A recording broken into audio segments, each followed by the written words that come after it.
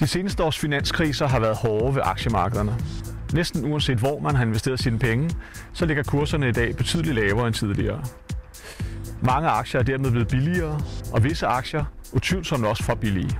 En af vor tids mest succesfulde investorer, amerikaneren Warren Buffett, har altid sagt, at det bedste tidspunkt at investere på er, når alle andre er ramt af panik. Det er også almindelig sund fornuft at investere, når aktiekurserne er faldet, i stedet for at vente til de igen er steget. Men det kræver også en god portion mod, for hvornår er bunden egentlig nået. Med den nye garantiobligation Nordeuropa Value kan man indirekte investere i udvalgte nordeuropæiske aktier, uden at løbe den fulde risiko. Garantiobligationerne indfries efter 4 år til en kurs, der afhænger af kursudviklingen på de underliggende aktier.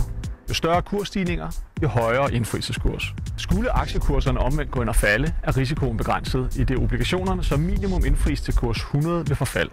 Risikoen er med andre ord begrænset på forhånd, uden at det spolerer muligheden for et højt afkast.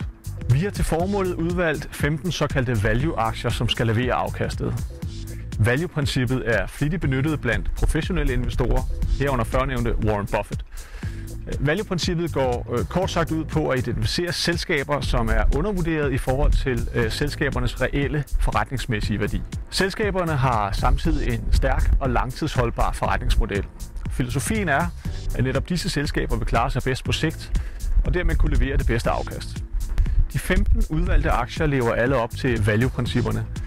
Selskaberne forekommer stærkt undervurderet, og vi forventer derfor, at de vil kunne klare sig godt i de kommende år. Med den nye garantiobligation prøver vi således at vende de vanskelige markedsvilkår til noget positivt, uden at sætte sikkerheden over styr.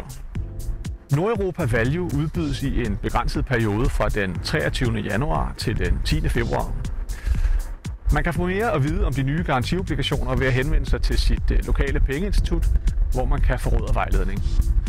Derudover er der yderligere information at hente på Garanti Invests hjemmeside på adressen garanti-invest.dk.